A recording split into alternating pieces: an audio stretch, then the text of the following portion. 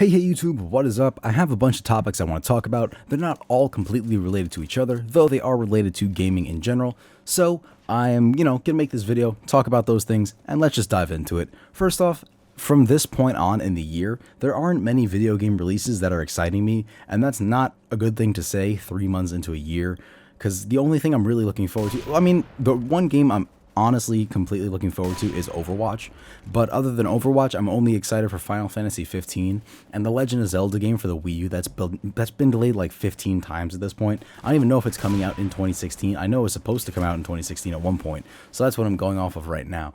But there really aren't any other games that I'm interested in at all, and that doesn't seem like a good thing, but I mean, it just seems like there's nothing that interests me. Yeah, probably a new Call of Duty is going to come out this year. Maybe a Halo game, maybe Halo Wars 2 that might be this year. But there's just like so many games that I don't give a shit about that are coming out, and they just don't pique my interest at all. And the only things that have really piqued my interest were the 3 games I listed. And Overwatch specifically seems like it's going to be... Oh, and Doom. You know what? Doom's multiplayer looked pretty solid. So I'm a little interested in Doom. It has piqued my interest, but I'm not like wholeheartedly waiting for that game to drop. But the one game that I am obviously wholeheartedly waiting to drop is Overwatch. I really, really want to get my hands on Overwatch. Now, I know there's been games that have come out in the past, Destiny, that have been broken, or have a lack of content or a ripoff. And Overwatch actually doesn't seem to be one of those games. The beta for Overwatch has been out, and a lot of people are enjoying it. The beta came out multiple times. There's multiple closed betas that have happened, and nobody's hated the game. The only thing that they've wanted from the Overwatch beta is it to be longer, to be able to play Overwatch more. So I'm really excited about that. It's a cross between like TF2 and a MOBA. It's made by Blizzard, and Blizzard does shit well. World of Warcraft's still going strong after almost a decade or two now. Not 2 decades, a decade and a couple of years. It's going strong still, so they have the ability to support games into the future. They know how to build good games, and it just looks so good. I really wish I got into the closed beta so I could test this game, but the reason that I do want the game is because no one else seems to hate it, and then the people that played it only want to play more of the game, which usually isn't a sign of a bad game. So I'm happy that Overwatch is good. I want to test it myself, though. I want to, there is the beta that you get for pre-ordering the game, so you get to test the game out a little bit before you buy it, which I actually do like. So I'm going to do that. If I do like the Overwatch experience, which I doubt I'm going to hate, I'm going to probably pick it up and enjoy it, and that's going to be probably my one online multiplayer game I play on my PC besides CSGO. But other than Overwatch, the only other games I'm truly honestly interested in are Final Fantasy 15, Doom a little bit because it looks like how Halo's... I like Halo 5. Halo 5's not bad, don't get me wrong, but I really miss like the Halo 3 style of multiplayer, and Doom kind of seems more similar to Halo 3 and Halo 2's like style of multiplayer than Halo 5 and 4 are. Obviously 4 and 5 are a big departure from how Halo used to be. Now there's running, charging, jumping, boosts, and like all that ledge grabbing crap. The way Doom's multiplayer looks reminds me of old school Halo, and that's why it's piqued my interest. But other than that, I'm just looking forward to Final Fantasy 15 and the Legend of Zelda game that's been delayed a fuck ton of times already. I want to play a good story mode game on my Wii U. The only other game on the Wii U that I play is Super Smash Brothers. I love Super Smash Brothers, but if it wasn't, I really do enjoy Super Smash Brothers, so I don't have a problem having a Wii U just for Smash Brothers. But some people obviously want more than one game for their console, and that's a reasonable request. So, unless something great comes out... You know what, actually? I think if it's this year, if Persona 5 comes out this year, and if the Shin Megami Tensei Cross Fire Emblems game comes out this year, those 2 games also pique my interest. Persona 5 I'm really digging. But the Legend of Zelda game, they've delayed it so long that there's actually been, like... Since its announcement... Not since, an announced release date, but since they announced the game, I think 2 or 3 different Zelda games or remakes of Zelda games have come out already. So it's kind of weird to have them announce a Zelda game and then have, other Zelda games that weren't even known about at the time be released, or have a game that's been older re-released. Like, Twilight Princess has been on 3 Nintendo consoles at this point. It's been on GameCube, Wii, and Wii U. I just want one Zelda game for my Wii U. I still don't have that. Still isn't one. I know Skyward Sword came out late in the Wii U's life cycle, but at least it didn't keep getting pushed back. Skyward Sword was, a good game. It came out good. The Legend of Zelda for the Wii U, I hope is going to be good. I'm glad they're delaying it because that means they're actually working on it. But if they delay it and then it comes out and it's bad, that's like the shit icing on the shit cake, Brandy. And I did mention previously, just, quickly, Shin Megami Tensei and Fire Emblem. That game looks cool. It looks like a Persona-esque game, but with the Fire Emblem class system, which I'm kind of digging. And Persona 5, I'm just really looking forward to, because Persona 4 Golden for the Vita was a great game. I'm looking into playing Persona 3 Portable now, which is an older game. That's, I think, a PSP version of it that I could play in the Vita.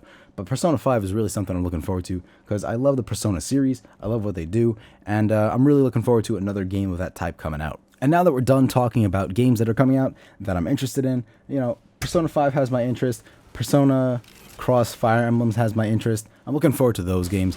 But other than that, the next topic I wanted to talk about was VR. Now, I did buy the Samsung Galaxy S7 Edge, and I did get a Samsung Gear VR with it. And that is an Oculus branded, I guess, headset.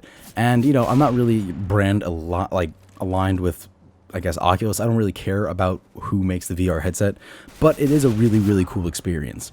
And in my mind, if I'm thinking, basically, if my phone is capable of making this amazing VR experience, what would my computer with a 6GB video card be able to do? Like, that's really what I'm thinking.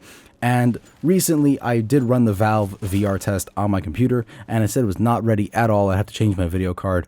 But it turns out there was just something weird going on with it where it couldn't recognize Crossfire in AMD cards and stuff like that. I have a 7990, which is like two 7970s on one board, I think that's what it is.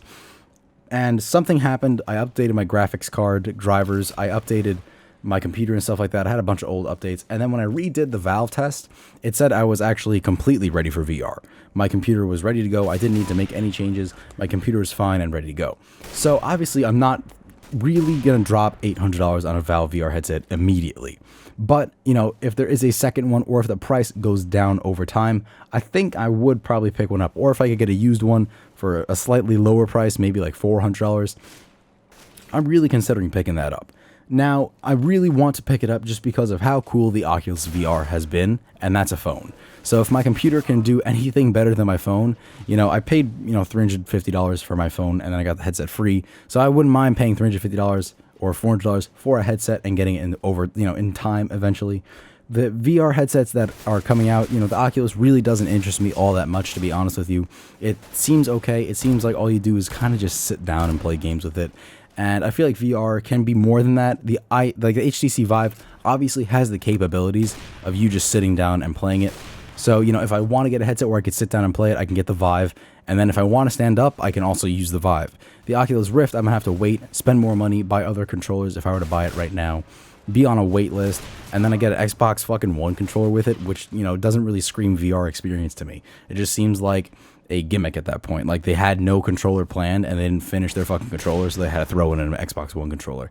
So I'm not really too hyped for the Oculus Rift, but the HTC Vive has caught my attention, and I'm really, contemplating not buying one immediately, but getting one in the future. I really am interested in it, and seeing shit like Hover Junkers and seeing some of the crazy games that have come out and just like in demos basically for this potential, I guess, new branch of PC gaming is really interesting. Some of the games, it's like, for a while now, there hasn't been many innovations in the way we play games. First-person shooters kind of follow, a structure to some extent. Puzzle games follow, a certain rule set.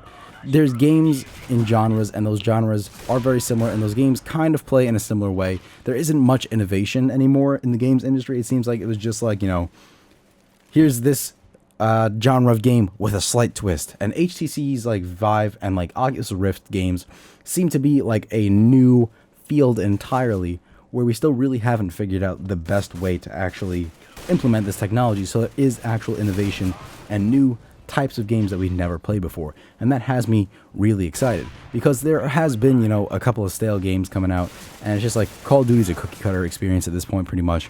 So I'm looking forward to a more unique experience. That's the best way to put it, and that's why I'm kind of looking forward and eventually looking into picking up an HTC Vive. Also, the motion controls with the hands really look super cool, and the fact that you can move around really kind of got my heart going with that one. That one really got me excited.